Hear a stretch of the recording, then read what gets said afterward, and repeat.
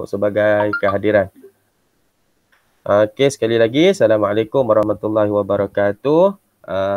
InsyaAllah untuk hari ini kita akan berbincang berkenaan tajuk garam. First time kita masuk kepada tajuk garam. Okey nah, dan untuk tajuk ini antara objektif yang kita nak capai di sini adalah yang first adalah berkenaan dengan maksud garam. Okey, takrifan garam. Jadi harapnya selepas akhir daripada sesi kita pada hari ini, pelajar boleh selalunya dia keluarlah dalam soalan tu takrifan untuk garam. Dia akan tanya takrifan untuk garam. Mana saya punya draw ni? Tak apa, nak tulis tak boleh. Tulis tak boleh. Mana saya punya draw?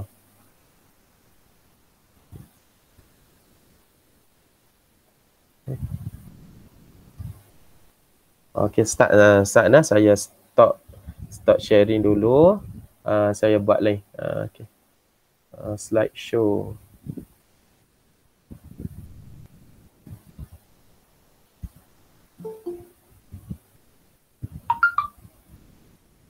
Okey, Ayuni admit. Okey, saya share lain lah. Sorry.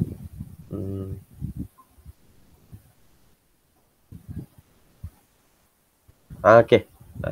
Dah saya share yang baru. Okey, boleh nampak tak pelajar-pelajar? Ayuni dengan Christina. Okey. Okey, so untuk hari ni kita akan cuba memahami apakah dia maksud garam, dan kita maksud garam ni je lah yang rasanya yang saya perlu terangkan berkenaan konsep, sebab nanti dalam soalan peperiksaan dia mungkin akan tanya apakah definisi bagi garam. Sebab setakat ni kalau di peringkat awal semua akan bagi tahu apa itu garam, akan selalunya pelajar akan tersilap akan sebut ciri fizikalnya iaitu rasa masin. Adakah garam itu kalau kita nak takrifkan dia adalah suatu bahan yang masin? Bukanlah. Itu yang kita nak perbetulkan hari ini. Kemudian untuk sifat fizikal hablogaram, yang ini sebenarnya ada dalam buku teks pun ada, cuma kita nak tengok bersama-sama nanti apakah penekanan yang perlu kita bagi untuk menjawab jika ada soalan bertanya sifat fizikal. Dan seterusnya kita akan cuba bincang beberapa contoh garam yang ada dalam kehidupan seharian. Okey nah? Okey, yang pertama adalah ni secara umumlah kegunaan garam. Saya tak ambil dulu yang ni. Okey, ada seseorang masuk. Yang susah sikit tu bila saya buka slide yang PowerPoint tu, bila ada orang ada orang masuk lagi nah.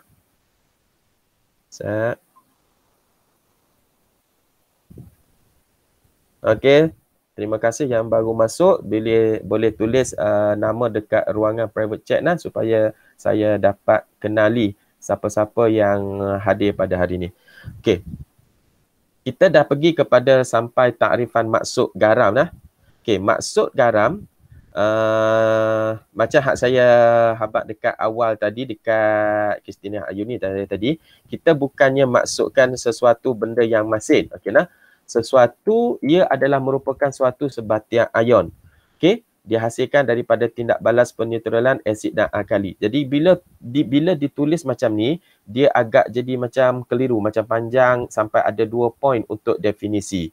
Okey, jadi sebelum nak bagi maksud garam yang sebenar, kita cuba tengok dulu apa yang ada sebenarnya apabila menghasilkan garam. Contohnya yang pertama, kita ada satu asid, contoh yang ada sekarang ni adalah HCl bertindak balas dengan suatu bahan. Okey, yang ni sebenarnya dia kembali kepada tindak balas asid dengan alkali ataupun yang dibincangkan dalam tajuk sifat asid dan juga sifat alkali. Tempoh harilah kalau yang masih ingat. Okey, dan bila kita dapat di sini dia sudah menjadi garam. Apanya? Garam iaitu ion natrium yang diperolehi daripada bahan kedua ni telah menendang keluar ion hidrogen daripada asalnya asid. Sebab Cl ni asalnya datang daripada asid. Begitu juga kalau kita ada contoh lain, contohnya garam, asid sulfurik H2SO4, kalau kita tindak balaskan juga dengan natrium hidroksida, okey, kita akan dapat juga nanti adalah natrium sulfat. Okey, dan hasil sampingannya adalah air.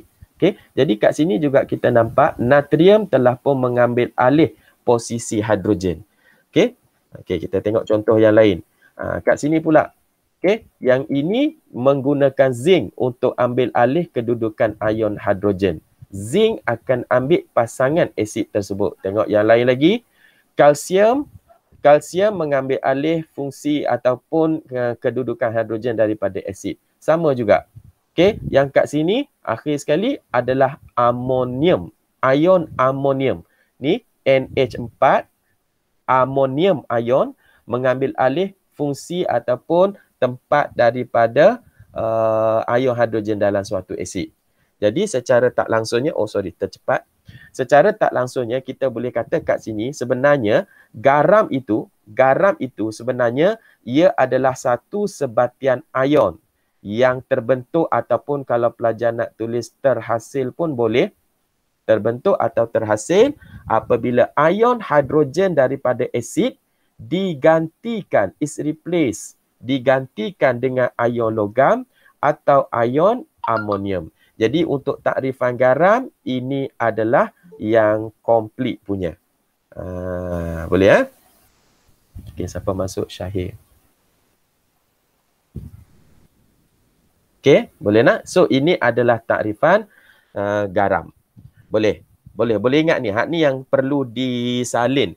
Rasanya kalau tengok dalam buku teks pun ada ataupun buku rujukan, ambil balik. Cuma hari ni saya nak pesan, okey, pesanan saya adalah merujuk perkataan ni wajib ni. Sebatian ion wajib terhasil atau terbentuk apabila ion hidrogen daripada asid digantikan dengan ion logam atau ion amonium. Jadi tu yang saya tunjuk tadi. Asalnya kita ada asid sulfurik, kita ada asid nitrik, okey, kita ada asid hidroklorik, kita ada asid karbonik, okey. Jadi semua-semua ni di mana ion hidrogennya nanti akan digantikan oleh logam ataupun ion amonium. So nanti akan dapatlah, okey, kita ada kalsium karbonat, okey, sebab datang ni asalnya datang daripada asid karbonik. Okey, dia boleh jadi kalsium karbonat. So ini semua garam. Okey, kita ada plumbum nitrat nanti. Okey, ini datangnya daripada asid nitrik yang ditukar kedudukan ion hidrogennya oleh plumbum. Ini asid nitrik. Okey, kita mungkin ada lagi zinc sulfat. Okey, so ini semua, okey, ini semua adalah garam. Okey, jadi tak adalah lagi kita berpandangan bahawa kita punya pengetahuan sebelum ni yang ada bahawanya garam yang kita makan di rumah iaitu natrium klorida ini sahaja garam. Bukan. Maksudnya sebatian lain juga adalah garam. Cuma yang lain ni macam zinc sulfat ke kalsium karbonat ke plumbum nitrat ni, hak ni kita tak guna untuk makan. Kalsium karbonat ni contohnya batu kapur. Kita tak makan batu kapur. Tapi kalau ada yang berselera nak makan, makanlah. Okey, yang kita guna untuk masak di rumah adalah natrium klorida. Okey, so itu objektif kita yang pertama hari ini untuk memahami apakah dia takrifan garam. Boleh lah? Okey, ada siapa-siapa nak respon? Boleh ingat tak? Boleh faham tak takrifan garam ni? Okey, siapa-siapa nak respon? Tak ada? Itu tujuan kita berada di Google Meet. Jika ada soalan dan sebagainya, boleh respon terus. Kalau tak ada respon, macam senang je saya bagi link YouTube macam hak sebelum-sebelum ni, awak tengok aja. Okey, jadi tengok aja. Tapi tak faham ke ada nak tanya, tak boleh tanya. Okey. Okey, yang ni faham. Syahir baru masuk je, lewat sikit. Dapat tangkap tak?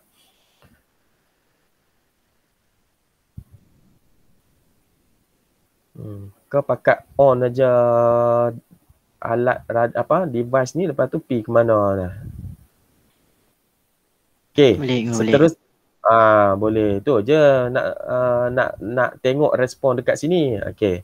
So seterusnya objektif kita yang kedua berkenaan tajuk garam ni, okey, yang ni tak ada konsep dan sebagainya, lebih kepada nak menghafal lah, lebih kepada pembacaan, iaitu objektif kedua kita hari ini adalah untuk melihat ciri fizikal hablo garam. Okey, Kalau zaman dulu-dulu, kita masak di rumah, ibu-ibu, bapa-bapa menggunakan garam yang bentuk garam kasar. Zaman dulu-dululah. Okey, setelah munculnya garam halus, garam kecil yang garam kisarlah halus tu, jadi agak sukar kalau kita nak memerhatikan hablo tu. Tapi kalau katakanlah di rumah masing-masing masih ada garam kasar tersebut, boleh ambil. Okey, boleh ambil dan perhatikan betul-betul. Okey, antara ciri-ciri fizikal yang ada pada hablo garam adalah dia mempunyai permukaan yang rata. Sisi permukaan rata ni yang important, sisi yang lurus dan bucu yang tajam. Dia tak ada bulat-bulat. Okey, dia tak ada bulat-bulat. Jadi dia ada, semuanya adalah sharp corner ni. Kalau kita tengok ni, ni ada bucu. Okey, ini ada bucu. Okey, ini pun ada bucu. Ini pun bucu. Okey, bucu-bucu lagi. Dia semua sharp corner. Okey, so dan dia berada dalam keadaan permukaan yang rata-rata. Dia tak ada macam bulat-bulat macam tu, macam batu. Batu, contohnya batu dekat sungai. Tapi batu dekat sungai pun ada juga yang bentuk permukaan rata. Dan ada juga batu yang bulat. So dia tak ada yang jenis bulat-bulat macam tu. Dia memang berbentuk permukaan yang rata. Kemudian mempunyai sudut yang tetap di antara dua permukaan yang bersebelahan. Okey, sudut-sudut yang tetap lah ni. Ni yang dikata sudut. Kan dia ada bucu tajam tadi. Okey, so dia ada bucu tajam tu. So dia ada sudut-sudutnya tertentu. Okey, ada sudut. Kemudian membentuk geometri. Geometri ni dalam matematik awak memang mahir lah dengan istilah geometri. Apa itu kubus, apa itu kuboid, rhombus dan prisma. Ini semua adalah bentuk-bentuk kita nak kata macam bentuk bersegi lah. Ada segi. Okay? Ada segitiga. Prisma ni segitiga. Kuboid, so kubus ni dia dalam bentuk segi empat. Cuma bezanya segi empat yang sama, segi empat tepat. Okay? Trapezium dan sebagainya tu. Okay? Jadi dia ada bentuk geometrinya. Dia tak ada seolah-olah bentuk tu macam tak boleh nak predik. Okay? Kemudian hablo yang berlainan mempunyai bentuk geometri yang berbeza. Apa maksud? Kalau garam kuprum sulfat ni, contohnya yang biru ni adalah kuprum sulfat. Okay? Walaupun dia mungkin saiz berbeza, tapi bentuknya tu, bentuk geometrinya tu sama. Jadi kalau dia tu kubus, kuprum sulfat yang lain pun akan dapat kubus. Boleh Okey. Seterusnya, hablo yang sama tetapi saiz yang berbeza tetap mempunyai geometri yang sama. Okey. Semasa buat penghabluran, apa itu hablo? Hablo ni macam kita nak dapatkan pepejal garam lah. Contohnya kalau siapa yang biasa mandi laut, mandi pantai, okey, bila dia pergi berenang dalam laut, dia keluar daripada laut, okey, akan terbentuk macam bila kulit dia kering lah, okey, kadang-kadang terbentuk macam kepingan-kepingan garam, gitu. Itu yang kita panggil hablur, macam pepejal lah kepada garam tersebut. Okay, nah? Jadi yang nak dibagi tahu kat sini, hablur kadang-kadang yang terbentuk, dia mungkin akan mempunyai saiz yang berbeza. Tapi walaupun saiz berbeza, bentuk geometrinya dia akan tetap sama. Jadi hablur tu besar ke, hablur tu kecil ke, bentuk geometrinya adalah sama. Okay, jadi ini adalah ciri-ciri fizikal hablur garam yang perlu diingatlah. InsyaAllah lah, kalau ditanya pun kebanyakannya adalah dalam soalan objektif. Jadi insya-Allah ingat. Dan kalaulah ditakdirkan awak jumpa dalam soalan subjektif, soalan struktur, okey, awak tengok siap-siap. Yang mana yang awak mudah ingat? Bagi saya lah, antara hak pertama ni mudah ingatlah permukaan rata, bucu tajam, sudut tetap, geometri ni. Okey, ambil beberapa fakta kat sini, okey, untuk dihafal. Okey. Yang seterusnya berkenaan contoh garam serta kegunaannya. Okey, di awal slide tadi pun ada jugalah. Jadi kalau yang contoh kegunaan yang paling mudah adalah garam natrium klorida. Kenapa? Kita gunakan dia setiap hari, yang mana kita gunakan dalam masakan. Okey, ini dalam kehidupan seharian. Namun begitu ada lagi banyak sebenarnya kegunaan garam yang lain-lainnya. Okey, kadang-kadang kita guna tapi tak sedar yang itu adalah garam. Okey ya. Jadi kat sini boleh tengok dalam buku teks, okey, bahan yang sama dalam buku teks. Muka surat berapa tak ingat, nanti awak cek sendiri. Okey, contohnya dalam pertanian. Ni banyak. Okey, amonium nitrat. Ni yang kita kata garam tadi. Kenapa kita kata garam? Asalnya dia adalah asid nitrik. Okey ya. Tetapi ion hidrogen dalam asid ini digantikan oleh ion amonium. Okey, so dapatlah amonium nitrat yang mana ini adalah garam. So, amonium nitrat digunakan sebagai baja dalam bidang pertanian. Digunakan sebagai baja. Sebenarnya bukan sekadar amonium nitrat, ada lagi lah. Amonium lain-lain pun digunakan. Amonium sulfat ke, amonium fosfat ke, ada digunakan.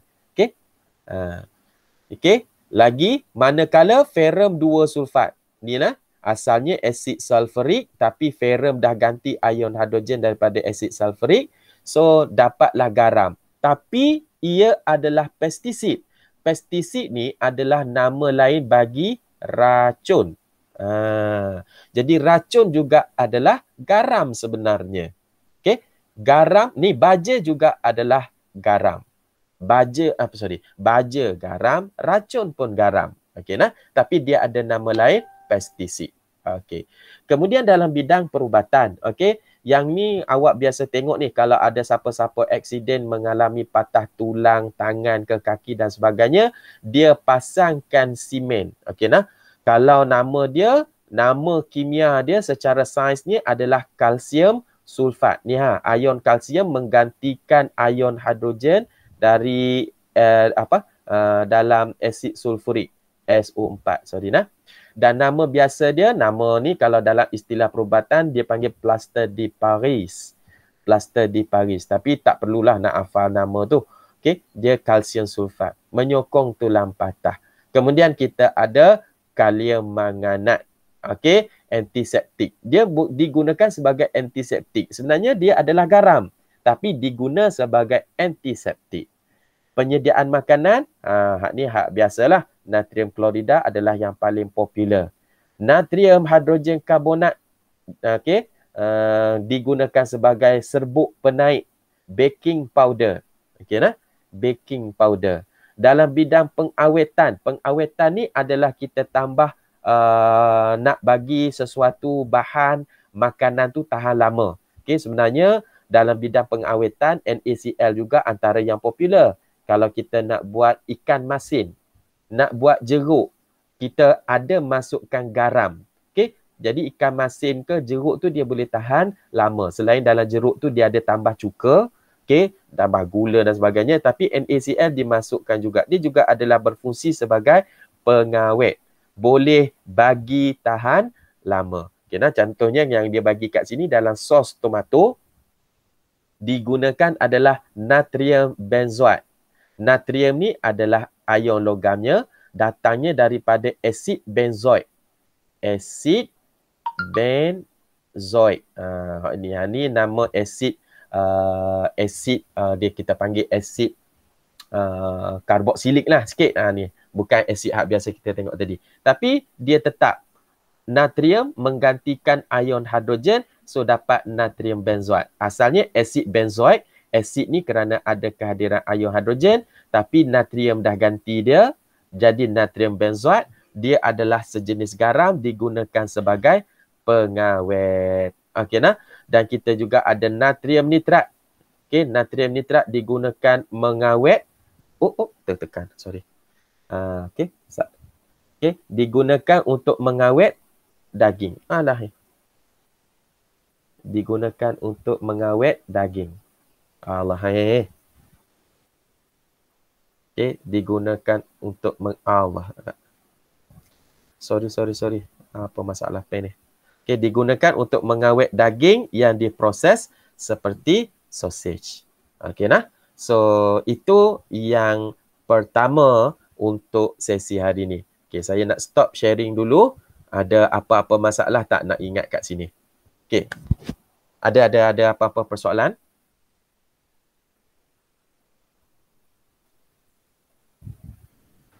Ada tak? Okay, so saya stop record dulu yang ni untuk